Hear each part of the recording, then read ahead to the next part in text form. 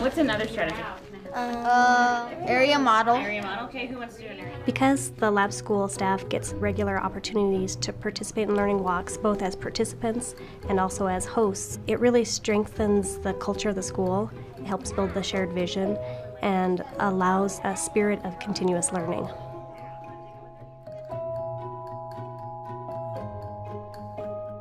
The lab school is located on a university campus in the College of Education, and we have a dual mission to serve the children at the school, which is currently kindergarten through grade 8, as well as pre-service teachers. Learning Walks is a big part of our mission.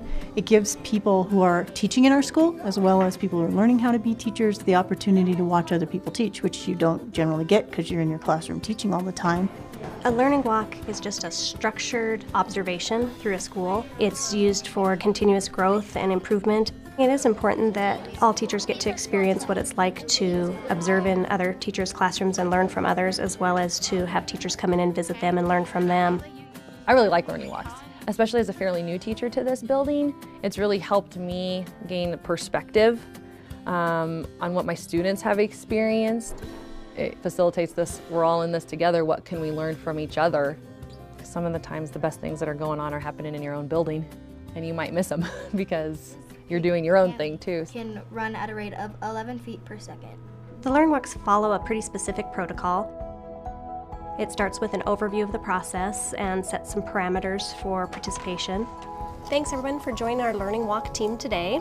A focus is identified for the learning walks, and it can be a really broad focus like teaching and learning, or a pretty specific focus like classroom management. Today's learning walk focus is going to be on math. We're going to be looking at the power of mistakes and struggle, rich mathematical tasks, and assessment for a growth mindset.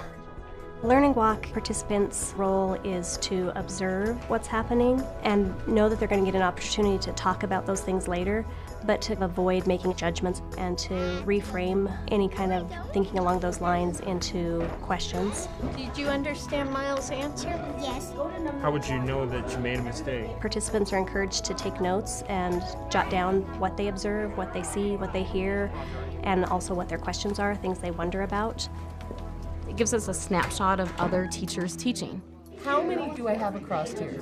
15. And it reminds us of, oh, they did an exit ticket. I keep forgetting to do those. I really need to pull those back in. You know, we catch those little things because we're always watching and trying to get new ideas. So the learning walk for teachers, I think, is really beneficial. I do carry a timer, and I rely on that timer to keep the learning walk moving. After going through all the observations, it's a time for reflection, and we generally start the reflection process by having a few broad reflection questions. Take a minute and look over the reflection questions.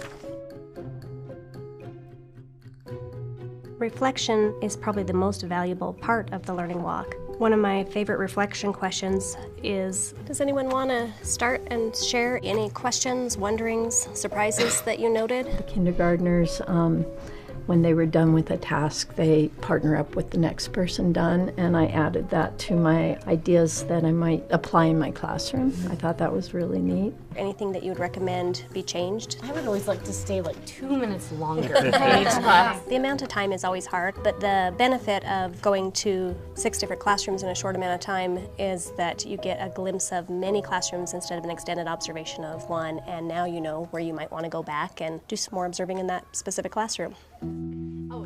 This was the first learning walk that I've been on. It was clear after being on this today that it's a powerful tool because I could see what my colleagues were doing in grades behind me and then grades all the way up to middle school. So I can see where I fit in that picture.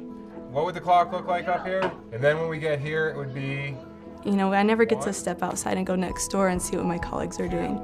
I'm always here, so I think that's really powerful. Yes. These are fifth graders, right?